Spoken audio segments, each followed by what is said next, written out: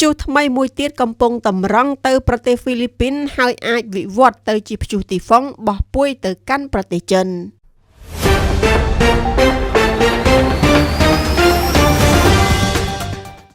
ព្យុះត្រូពិចម៉ាត់ម៉ូបានខិតមកកាន់តែជិតប្រទេសហ្វីលីពីននៅថ្ងៃប្រហ័សទី2ខែតុលាឆ្នាំ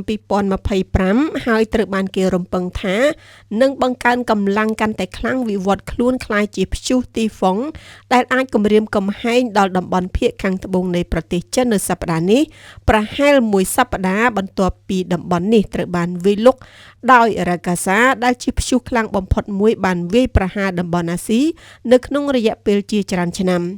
ម៉ាត់ម៉ូដែលមានកម្លាំងខ្យល់អតិបរមា65គីឡូម៉ែត្រក្នុង1ម៉ោងត្រូវបានព្យាករណ៍ថានឹងផ្លាស់ទីពីខាងលិចទៅទិសពាយ័ព្យឆ្ពោះទៅកាន់តំបន់លូស៊ូនដែលមានប្រជាជនច្រើនជាងគេបំផុតរបស់ប្រទេសហ្វីលីពីននៅក្នុងល្បឿនប្រហែល22គីឡូម៉ែត្រនៅក្នុង1ម៉ោងនេះបើតាមក្រុមសង្កេតការណ៍របស់ហុងកុងនៅព្រឹកថ្ងៃប្រហ័សទីភ្នាក់ងារអាកាសធាតុហ្វីលីពីនបាននិយាយថាព្យុះនេះអាចធ្វើដំណើរមកដល់ខេត្តអ៊ីសាបេឡាភាគខាងត្បូងឬក៏ខេត្តអារ៉ូរ៉ាភាគខាងជើងនៅថ្ងៃសុក្រហើយត្រូវបានគេរំពឹងថានឹងឆ្លងកាត់ភាគខាងជើងលូស៊ូនទីភ្នាក់ងារនេះបានព្រមានពីហានិភ័យកម្រិតមធ្យម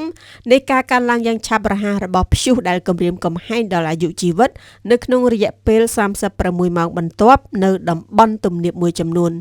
យោងតាមការព្យាករណ៍របស់ក្រុមសង្កេតការណ៍ហុងកុងព្យុះម៉ាត់ម៉ូនឹងបក់ចូលសមុទ្រចិនខាងត្បូងបន្ទាប់ពីវាយប្រហារប្រទេសហ្វីលីពីននិងបង្កើនឥទ្ធិពលកាន់តែខ្លាំងទៅជាព្យុះទីហ្វុងដែលនាំមកនូវខ្យល់និងភ្លៀងធ្លាក់ដល់មជ្ឈមណ្ឌលហិរញ្ញវត្ថុអាស៊ីនៅចុងសប្តាហ៍ព្យុះនេះត្រូវបានគេរំពឹងថានឹងវាយលុកតំបន់ឆ្នេរនៃខេត្តខ្វាំងតុងប្រទេសចិននៅថ្ងៃអាទិត្យមុនពេលផ្លាស់ទីទៅកាន់ភាគពាយ័ព្យចូលទៅក្នុងតំបន់ហ្គាងស៊ី